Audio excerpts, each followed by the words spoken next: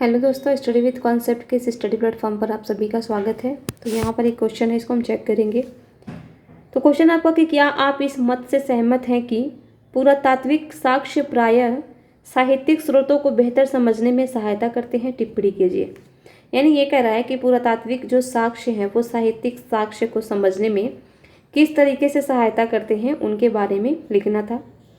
तो यहाँ पर इंट्रो में लिखा इन्होंने कि प्राचीन भारतीय इतिहास में लेखन में पुरातात्विक व साहित्यिक स्रोतों का एक अहम योगदान होता है।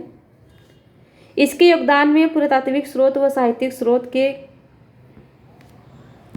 किसका कितना योगदान है, इसको लेकर कई इतिहासकार के मतों में कुछ भेद है।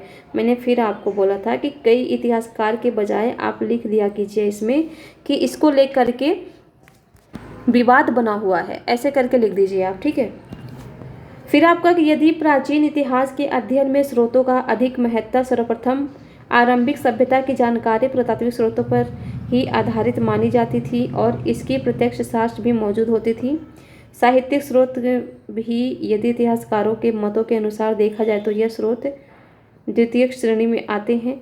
फिर भी पुरातात्विक क्षेत्र में साक्ष्य जैसे स्मारक, सिक्के, पत्थर, लिपि, वहीं साहित्यिक स्रोत के उदाहरण देखिए इस प्रकार निम्न है।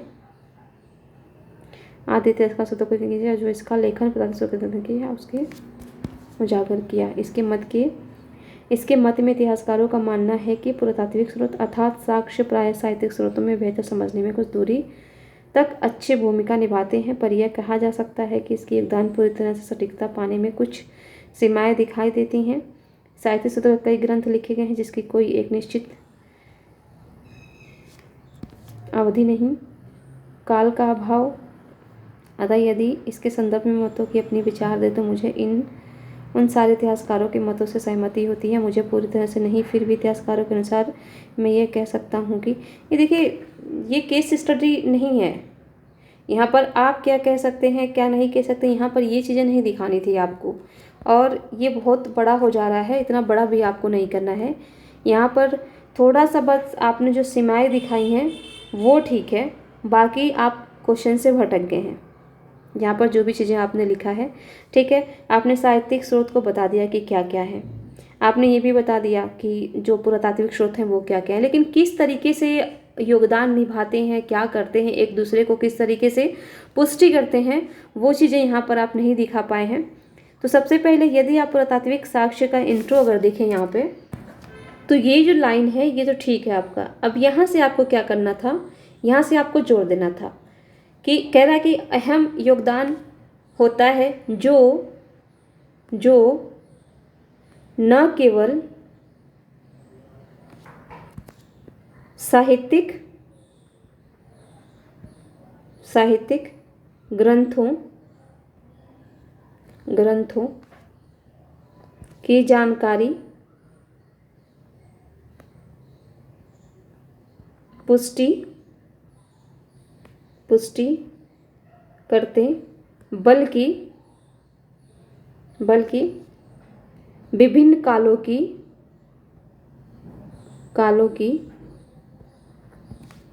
की प्रमाणिक जानकारी भी देते।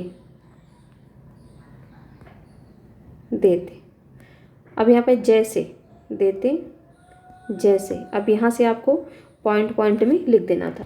अब यहाँ पर एक एक करके आप बताइए।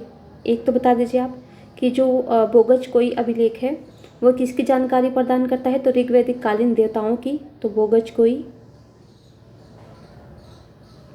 कोई अभिलेख के माध्यम से ऋग्वैदिक कालीन देवताओं की जानकारी मिलती है, जानकारी, ठीक है। दूसरे में आप ऐसे लिख दीजिए कि कौटिल्य के अर्थशास्त्र, ये सब तो साहित्यिक साक्ष्य में आते हैं ना। कौटिल्य के अर्थशास्त्र एवं विशाखा दत्त के मुद्रा राक्षस से मौर्यकालीन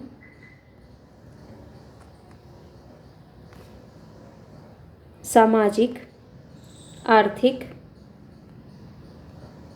राजनीतिक,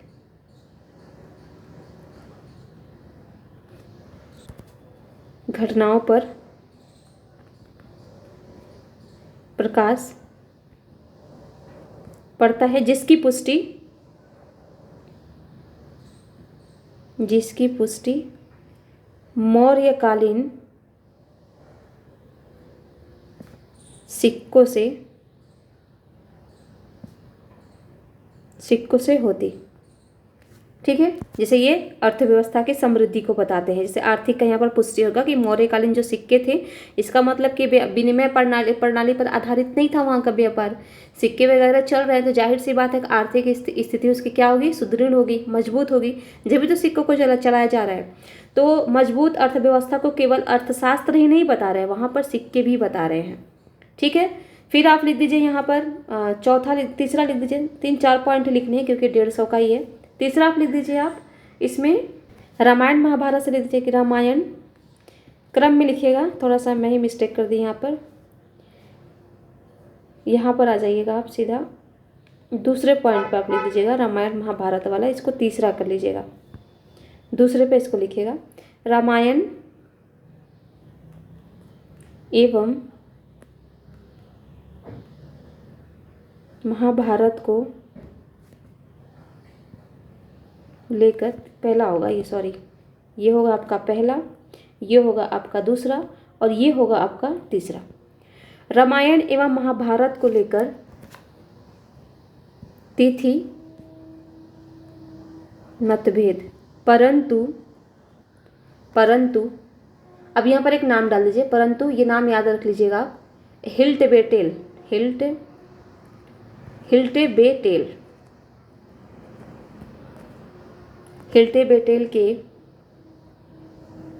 के द्वारा, अभी ये हाल का ही न्यूज़ है, मतलब हाल का नहीं, मतलब 18-19 का है, के द्वारा अयोध्या में या अयोध्या से प्राप्त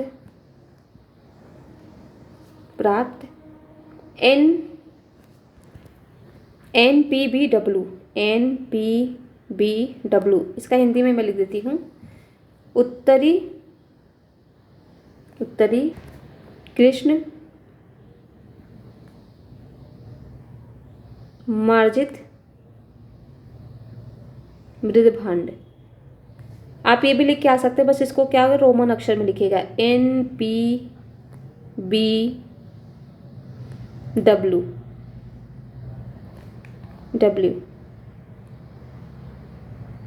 ऐसा लिख के आ जाइएगा। ठीक है, मृदभांड से इसकी तिथि दूसरी ईसा पूर्व से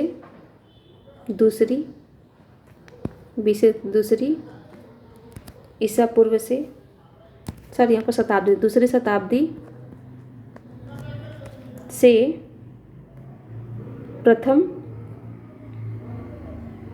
शताब्दी ईसा पूर्व के मध्य बताई।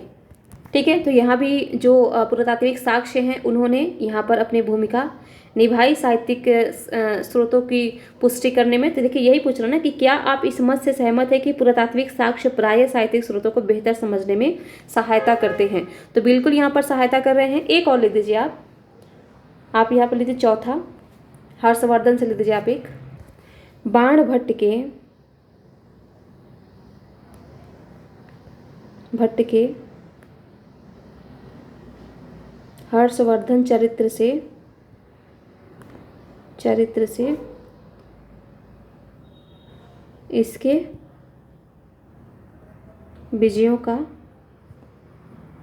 पता चलता, जिसकी पुष्टि हर्षवर्धन के अभिलेख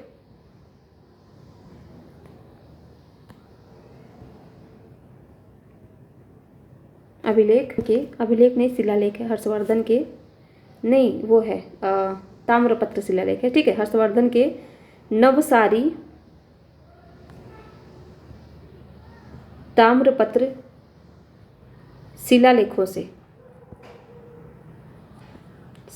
से प्राप्त। ठीक है, ये हो गया आपका। 5वां भी आप लिख सकते हैं चोल काल के बारे में, जैसे चोल कालीन या ऐसे कि संगम कालीन या संगम ग्रंथों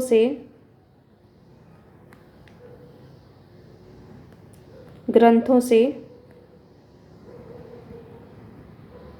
चोल कालीन प्रशासनिक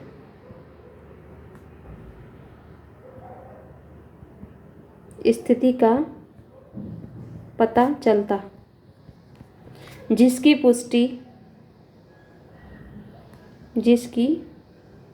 पुष्टि चोलकालीन उत्तर मेरूर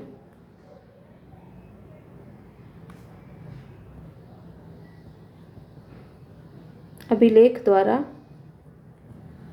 होता। ठीक है, उसके बाद से आप निष्कर्ष लिखकर बता सकते हैं। तो ये था आपका पूरा क्वेश्चन का आंसर।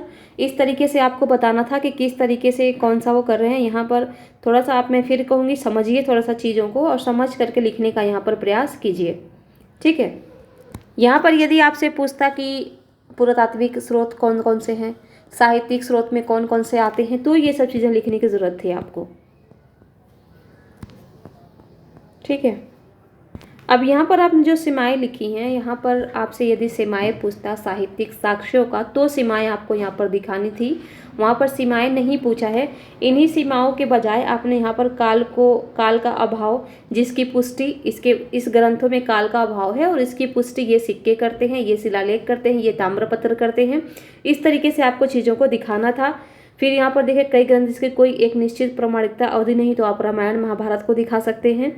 तो ये चीज़ें आपको वहाँ पर डालनी थी।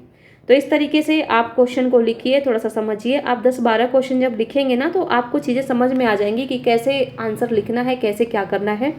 और यहाँ पर निष्कर्ष में आपको कोई निगेटिव पॉइंट नहीं डालना है। आपको दिखाना है कि हाँ, ये सत्य है कि जो पुरातात्विक साक्ष्य हैं वो साहित्यिक साक्ष्यों की पुष्टि करते हैं।